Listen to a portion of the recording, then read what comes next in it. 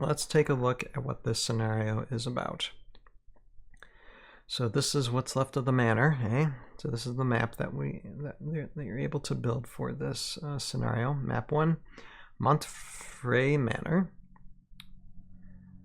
And you know, it's your map that's got, you know, these pillars and this type of stuff. So what you need is an Age of Annihilation Master Set, Swamps of Valhalla, and Major Q11 promotional figure. Those are what's required.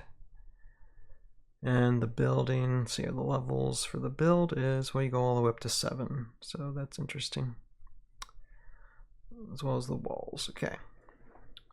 So let's read the lore bit on this. It says, the once magnificent Montfre Manor was the family estate of the Valkyrie Vidar, or Vidar, passed through generations of Annun's rulers. Built into a cliff face like many of Annun's structures and fortified by tall gates, it was a symbol of Annun's strength. But the region of Annun withered in the early years of the war, when its water was poisoned by Utgar's Marrow infestation. There's a mention of Marrow right there. And its people deserted the region. Montfre Manor's disrepair has become complete, as the estate itself now sinks into unseen hollows below Vidar's grounds.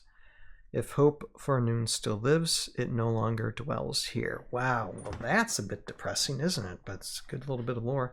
So we actually get a mention of the Marrow infestation. How cool is that? Okay. Interesting. And so, yeah, I mean, there's not much left of the manor. So, I mean, that's the map you play on. And let's see here. Where's our start zones here? Go to here. Okay. So, online scenario 10, loose cannon, master game. And this one has, you got 6 rounds for this. How many players? You can play up to 4 players. So, and this is a 4-player scenario, or up to 4-player scenario. And you got the manor door space, you got Major Q11 in the center, and you got some glyphs, okay, in the center. And this must be your start zone. Both these must be your start zones. Okay, let's read the lore bit. The newly forged Solberg Major Q11 is on the warpath, blazing a trail across Valhalla in search of Utgar. But there is a problem. He cannot yet tell friend from foe. Oh boy. And his array of missiles are fired at both indiscriminately as his programming locks him into a battle frenzy.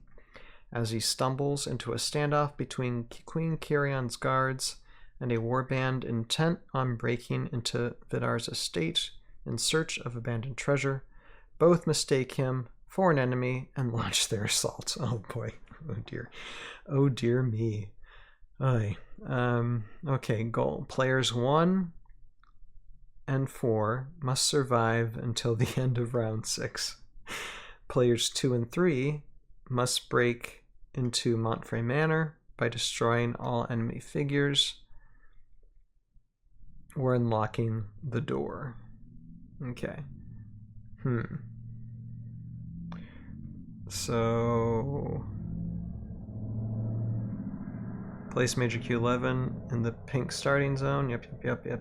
Shuffle the glyphs of Brandar, Rainvig, Dagmar, and Quilvan, and place them symbol side up where shown. Okay.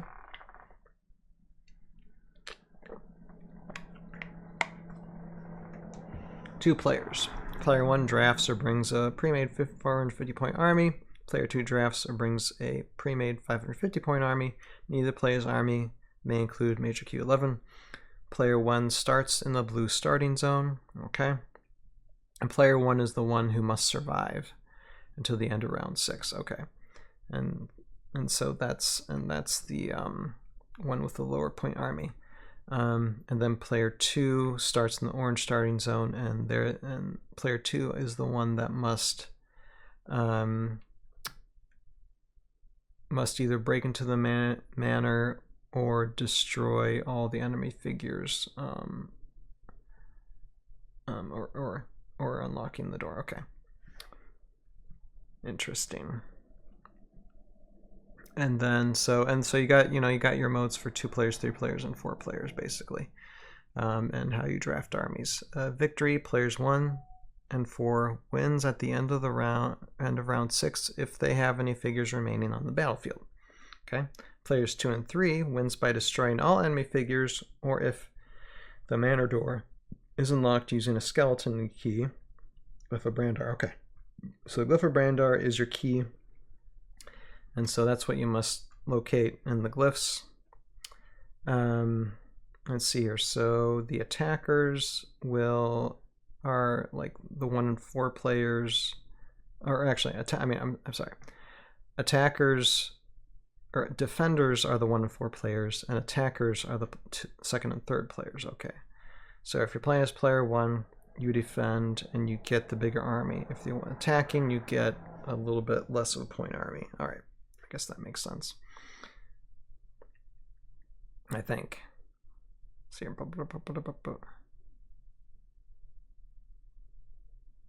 Okay, no. The attacking army gets the bigger point army. Okay, that's right. And the defending army gets a lower point army. Okay, that makes more sense because as an attacker, you're trying to do more.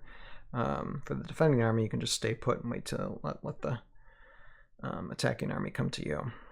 So that makes sense. That the attacking army would have more points. Victory. Okay. Yep. Special rules.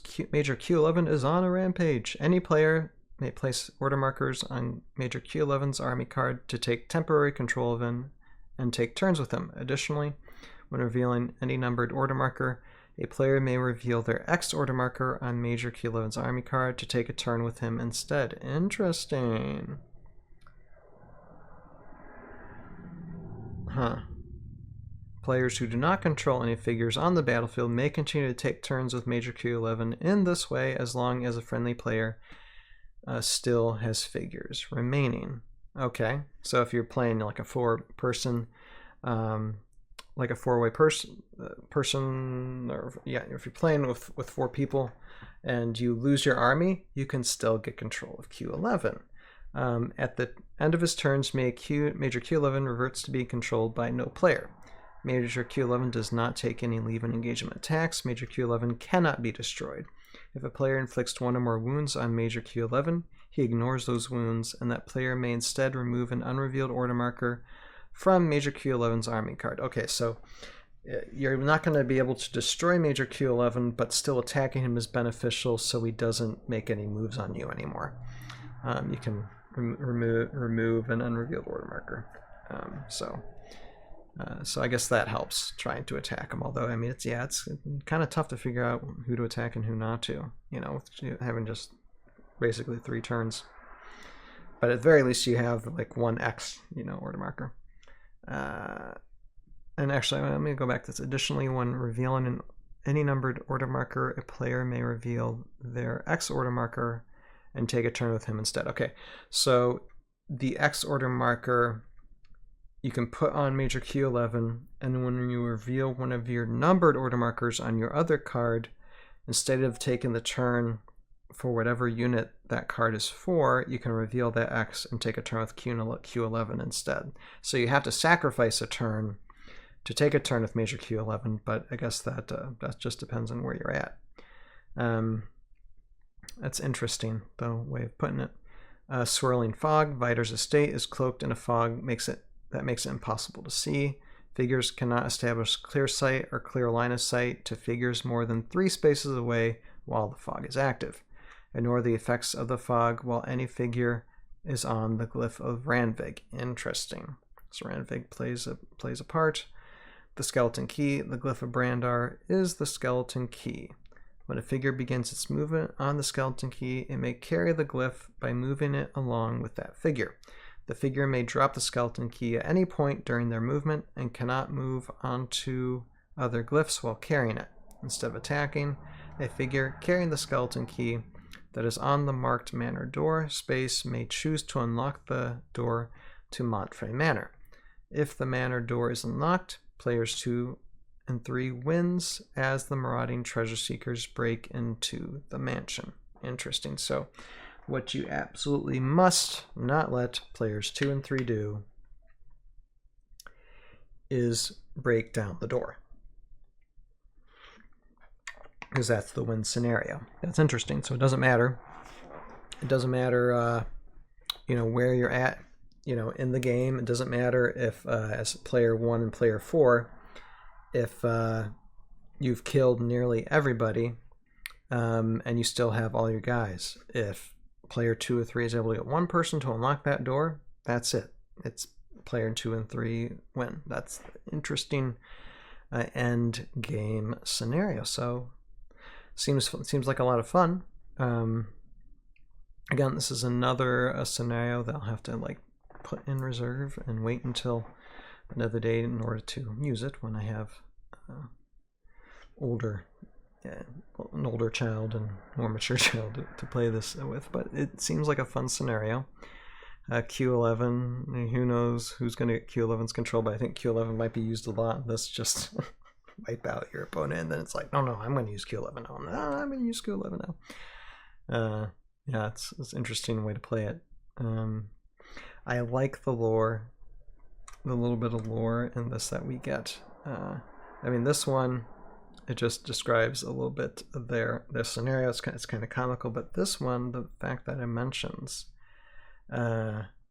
Utgar's Morrow infestation, that's, I don't know if we heard of it yet, but that's, see, I think it's one of the first times that we actually get mention of Morrow infestation. So at least it's on Renegade Creative Council's minds about that.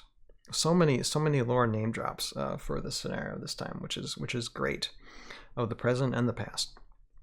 So I like it. I like it a lot. So now for me, I'm just going to say this: when it comes to like creating like a manor map, if it's describing that the manor is built into a cliff face, you're darn right. If I build this, I build myself a cliff face, and like the walls of some type of like castle or something that's kind of crumbling out from it, and let's just have it, because this is me we're talking about.